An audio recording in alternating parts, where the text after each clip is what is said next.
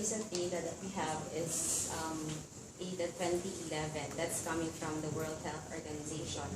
And according to the study, as I've said a while ago, every 40 seconds, there is somebody who would resort to suicide. And 60% of those who resorted to suicide are actually preceded by depression. So most of them have this the symptoms of depression, 40% of which is allotted to different mental illnesses. And then 80% of those who resort to suicide, also the cause is broken relationship. That's why you were saying kanina, Sir Albi, broken-hearted and all.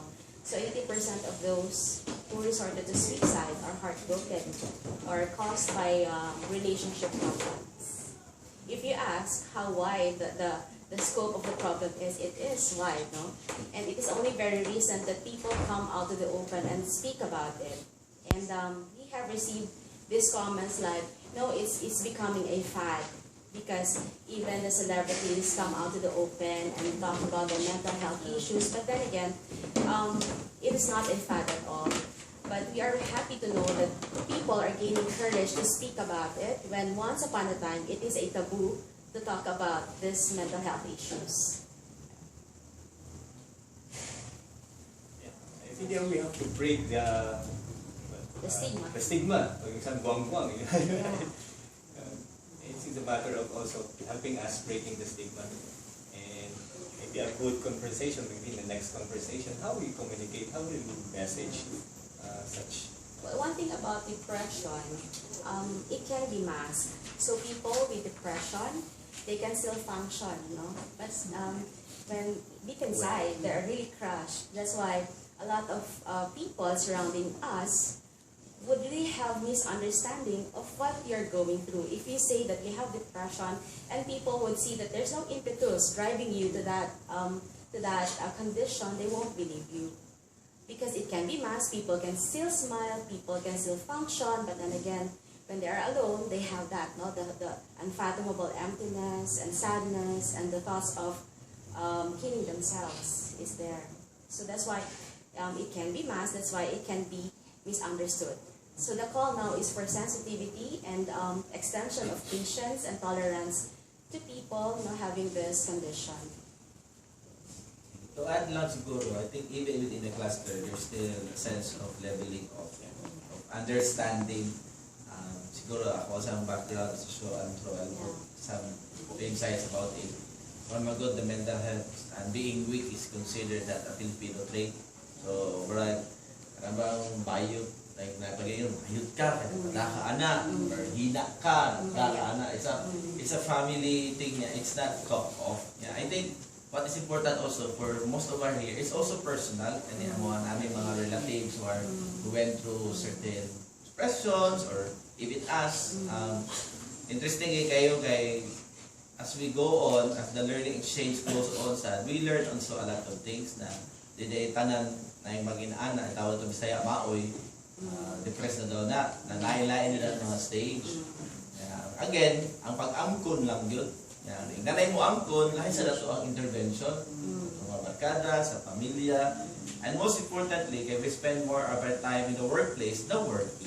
Kay ang workplace, we spend there 8 to 10. Or like media, your workplace is in the field. So, kumusta man mo? Klaro ba inyong policies about your well-being?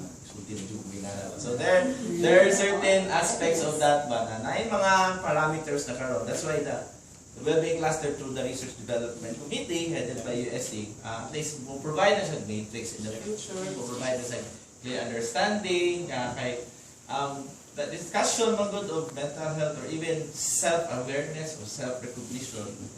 It's not so something that most Filipinos do. Di man yun. So we resort on a lot of things.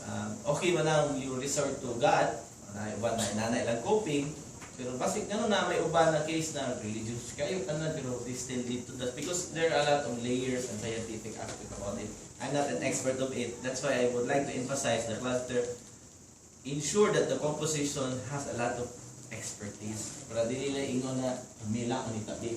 nag-unite from the psychologists, from the Department of Health, from the expert on humanitarian work, and all others, including Red Cross. They've been doing a lot of this work already, so daghang sila intervention. I agree with what Sir Alvin said, no? Because even us in the healthy profession do not speak the same language. That's why there's a need of leveling off. So the cluster is diverse, interdisciplinary. We wanted also to pursue policies, look at policies in the workplace especially now that we have this mental health law. How can we also help communities, barangays, even the LGUs to develop a program and even adopt certain policies that is localized, not copy-paste, no? A localized, with good understanding of their community. Then well-being cluster comes. Also, in the context of the workplace, our human resource development offices need also to transform, to evolve. Yes. Because it needs to recognize that more than just pay, SSS, and so on, there is much about the human resource that needs to be kept well and to endure the kind of work that each institution do. So the urgency now is for human resource development officers to open the idea of well-being in the workplace. Because the idea of well-being is just providing them salary, benefits, but because that's provided by law and the standards of law. Or Zumba. Or Zumba. Gone are those days, Zumba. That's the most common well-being run, Zumba, so, Friday nights, like that. Yeah, but I assume our idea of well-being is very comprehensive. It's not walwal. I just learned it from my nephew about walwal, the movie. But it's not YOLO. Well-being is really caring for the individual more than just providing the superficial. So it's very essential that we engage human resource development officers. And of course, the institutions in different workplaces are sturdy because they're very structured. No?